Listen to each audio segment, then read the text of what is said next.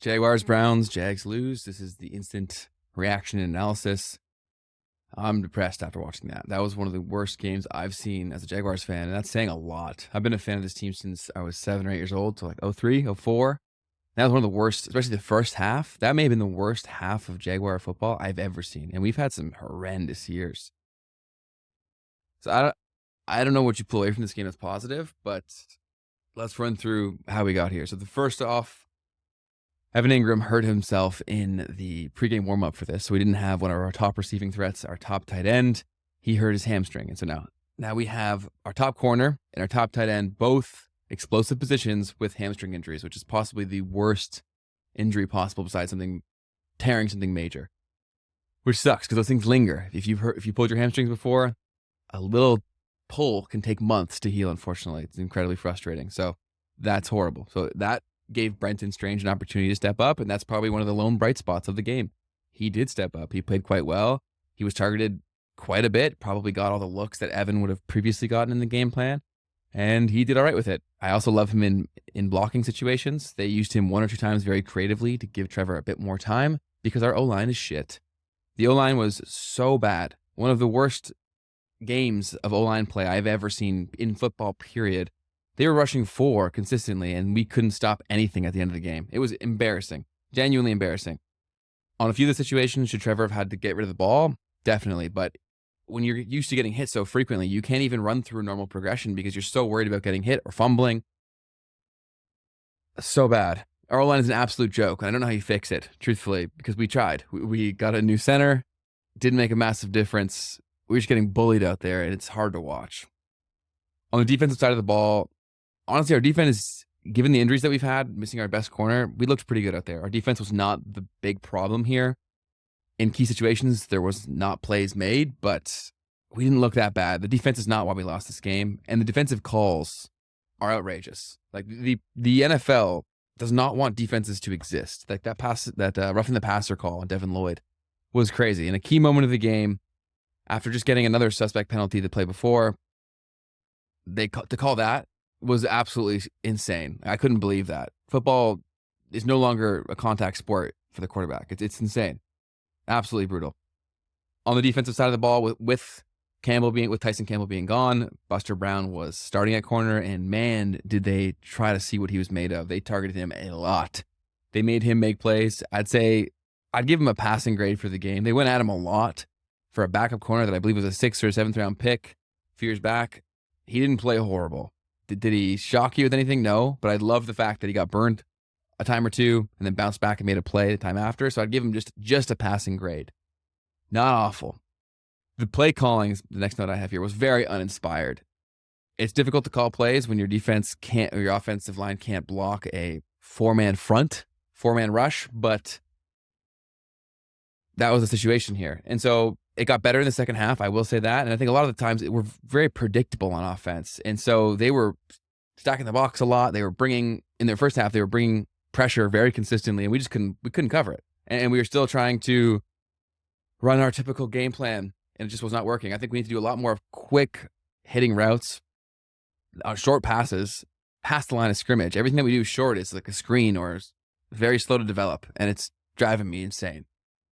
I think we have the receivers to do a lot more of what we did 2 years ago, and it just seems like that's not happening. I don't know if that's because of who's calling the plays or what's up here, but if Doug's not calling the plays, take over the play sheet and start calling the plays like you did 2 years ago. We have a better skill set, better skill position group, and it looks embarrassing. We can't do anything. Besides Brian Thomas Jr. looks great. Okay, BTJ looks fantastic. He had another few good plays here. He did drop a key ball. That stuff's going to happen, unfortunately, but that's it. That's pretty well all my notes here. The time of possession was horrendous. We couldn't sustain anything on offense, and so that led to our defense getting very tired. So even when they did look bad, I can't even fault them that much because they were so exhausted. Our front seven looked very solid. The defensive secondary looked as expected, given the fact that our best player by far back there wasn't playing, and we didn't pick up much depth in the offseason of anything proven. I feel like this was pretty predictable of an outcome. So what do you do from this point forward? I don't know. if Press Taylor is calling the plays, I think that's number one where you start is you give Doug full reign, and he's the exclusive play caller. Let him see what he can do and see if we can get something down the field, right? It's either in this offense, it's either like 0 yards or we're getting like 40 or 50. Like, where is the intermediate stuff? Where's the stuff where it's quick? It's easy on an L line, where it's a 3-step drop, boom, quick read for Trevor. He's having to stay in the backfield and play hero ball. He's holding the ball for way too long. Oftentimes he's getting hit when he shouldn't get hit. We are in shambles at the given moment. And Shad Khan said it's time for us to win. I don't know how you win with this, what we just saw on the field there. That was tough. And I hate to say it, but the Jags are going to jag, and it's how it feels like. And it's been so many years of this. Someone's got to take the reins. I thought that could be Trevor. I love the fact that Trevor got actually pissed and was on the sideline getting people fired up, getting people inspired. And it seemed like it did bring a little bit of life and momentum to the team, which then got the crowd involved. But that was tough to watch. That was really tough to watch.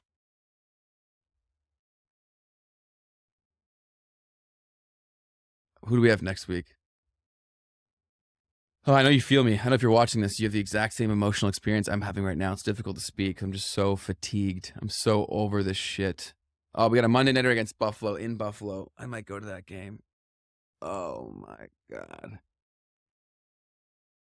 And Christian Kirk, where are you, man? Someone put out a missing persons report for Christian, because I think that's 2 weeks in a row where he had one, or in this game he may have had negative receiving yards. Let me see if that's the case. What is going on? This guy's getting paid so much. Let's see right here. So we had Christian Kirk, 1 reception, -1 yards. He dropped a ball or two. Gabe Davis dropped the ball. Brenton Strange dropped the ball, bobbled one that he probably should have caught. Granted, he had a pretty big day, 3 for 65. And Brian Thomas Jr. is the only one who looks good on our entire offense. Even Travis Etienne, there's a lot of plays where I feel like last year he breaks those for 20, 30, and he got tackled for 5. And then also when we're on the goal line, our goal line is another thing I wanted to focus on here. Red zone, our red zone offense. Multiple times we're in the red zone. Same thing last week. We just can't finish. And they even said coming into this game that the recurring theme throughout the week was to finish. And we did a horrible job of that. But a lot of it is self-inflicted wounds. We get penalties when you can't get penalties. We drop the ball. Oh, my God. And then Dearness Johnson gets called in the penalty when we're in the goal line for a crucial moment where we need points. Why is our third back in there? Why in the world isn't Travis Etienne back there? Sure, he fumbled last week, but your guy is your guy. Let him play. And then Dearness Johnson gets a penalty. We don't score a touchdown. And here we are at the end of the game, losing again. We're starting the season 0-2 in a season where we should, realistically, with the talent on this roster, there's no world where we shouldn't be in playoff contention at the end of the year. And now it's going to be harder, right? Oh, God, boys. Next week, we have the Bills, then the Texans, the Colts. And then it doesn't get easy until Bears and Patriots in London. But with this team, I don't know if an easy game exists for us anymore. So that's the live reaction. Those were my notes throughout the game.